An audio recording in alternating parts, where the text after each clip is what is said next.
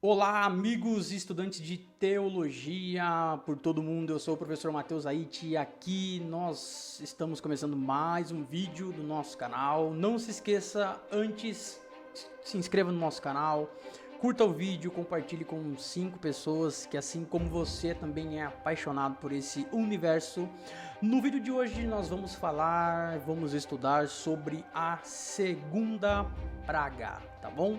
No vídeo anterior, se você perdeu o vídeo com o estudo da primeira praga, na descrição desse vídeo você vai ter o link para você assistir, tá bom?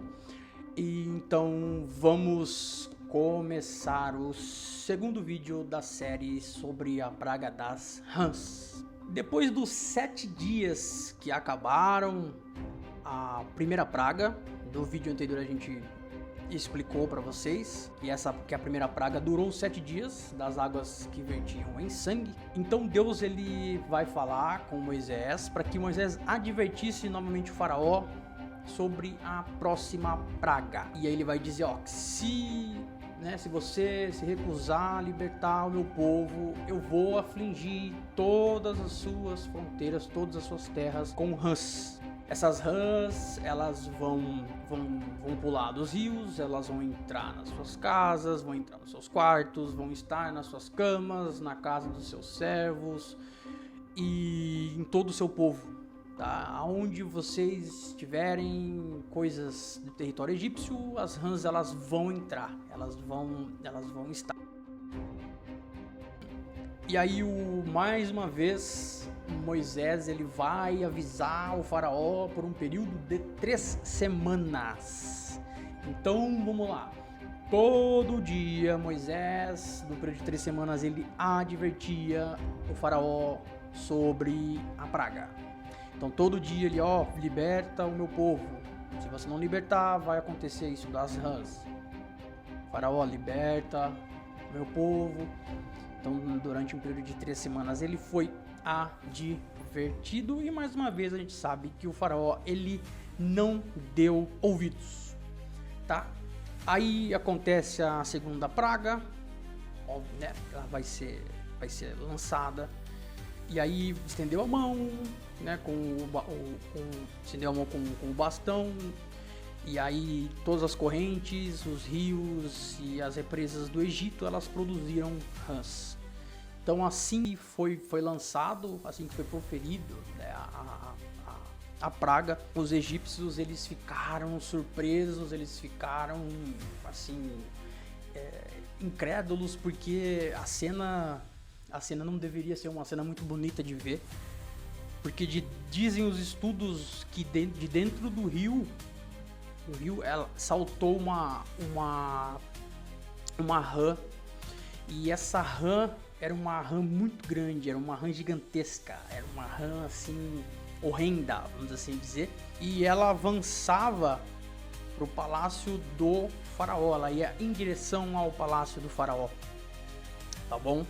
E aí Deus deu uma nova chance, ou uma última chance, para os egípcios se arrependerem, antes deles serem invadidos com mais rãs. Aí os egípcios eles trouxeram um pedaço de pau, armas, enfim, aquilo que eles tinham, e eles queriam matar a rã, essa rã grande.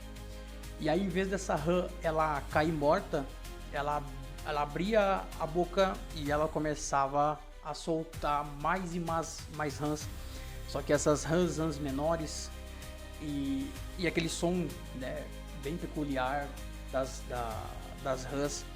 E aí hordas de rãs saíram do rio e aí elas começaram a marchar por todo o território egípcio. E muito legal aqui, muito surpreendente da gente ver, que imagina o horror que foi, né, dos egípcios quando aquele exército de rãs ele se dirige diretamente para o palácio do rei.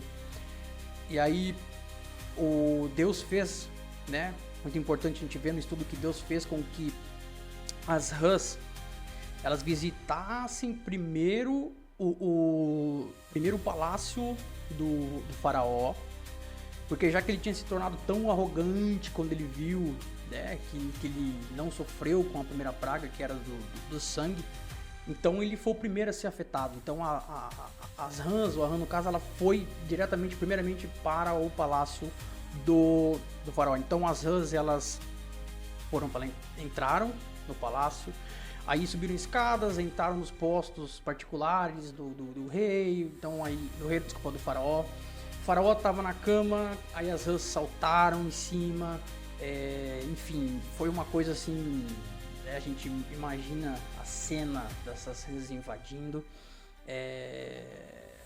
E aí, muito legal a gente ver também nesse estudo, que é muito, muito profundo. As rãs, elas tomaram conta depois de todas as casas egípcias, então elas entravam em quartos, cozinha, sala, e mordia.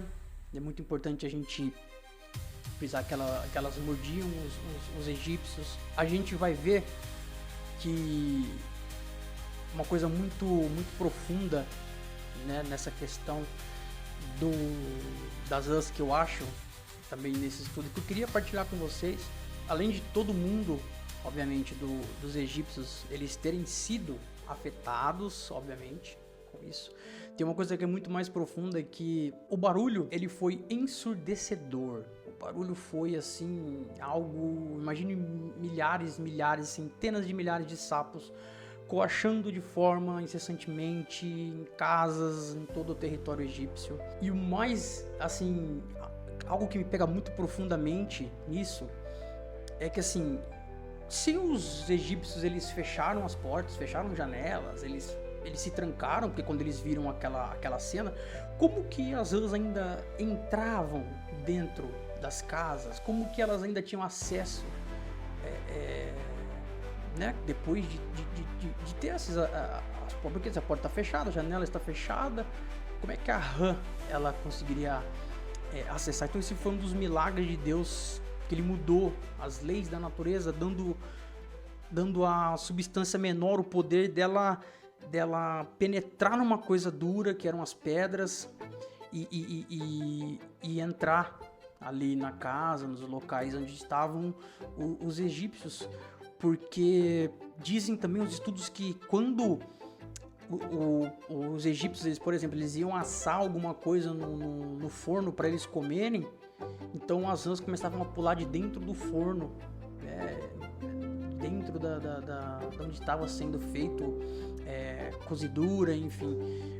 Então, por mais que, por exemplo, eles tentassem colocar alguma coisa rapidamente para esquentar, para cozinhar, para aquecer, as rãs, elas conseguiam, né? Elas apareciam dentro da massa, elas assavam juntos. Outra coisa, né? Quando a gente fala também da questão da punição, assim como a gente falou no vídeo anterior, esse coachar das rãs era uma forma também de punição por conta do lamento das mulheres hebreias com a perda dos seus filhos. Elas foi atirados os primogênitos hebreus no rio Nilo, e elas choravam e elas lamentavam. Então essa praga, vamos assim dizer, das rãs também serviu como essa forma de punição, tá bom? É muito importante a gente frisar novamente que do lado, ali no território onde ficavam os hebreus, isso não acontecia, assim como a primeira praga.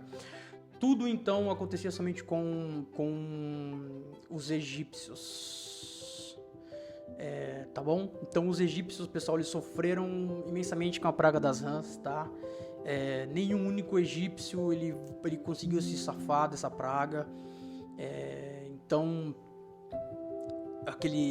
né? Então vamos falar aqui outro exemplo.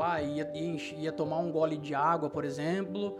Aí, a hora que ia ver, a rã estava dentro do copo. Então, como eu já disse, do coachar, que foi algo ensurdecedor, como assim dizem, né, nos estudos mais profundos. Aí, mais uma vez, o faraó, ele chama e ele pergunta para os feiticeiros se eles são capazes de produzirem também rãs. Eles, obviamente, disseram assim, claramente a gente consegue, assim como a gente já fez com as outras, a gente também consegue fazer essa. Mas, assim, muito legal é que, assim, os magos, os feiticeiros, eles produziam rãs, mas eles não conseguiram encontrar uma solução para se livrar daquelas rãs existentes que já tinham. Aí, o faraó foi obrigado a chamar o Moisés e Arão. E aí foi só implora para o seu Deus para que retire esses sapos aqui de nós, do meu povo, do nosso território, da minha casa, do meu palácio, porque eu vou deixar eles partir. Eu vou deixar o seu povo partir. E aí ele, né, falou isso para eles. Aí Moisés perguntou para ele: então, mas quando, para que essa praga aqui ela cesse, eu preciso saber quando que a gente vai sair. Aí o faraó disse que sairia amanhã, se cessar amanhã, a gente, eu permito, né? Eu permito que o seu povo seja liberto, pode ir embora. Então Moisés, ele clama para Deus. Aí as rãs, elas morrem, elas perecem. E aí é muito legal a gente ver, né, que o faraó, ele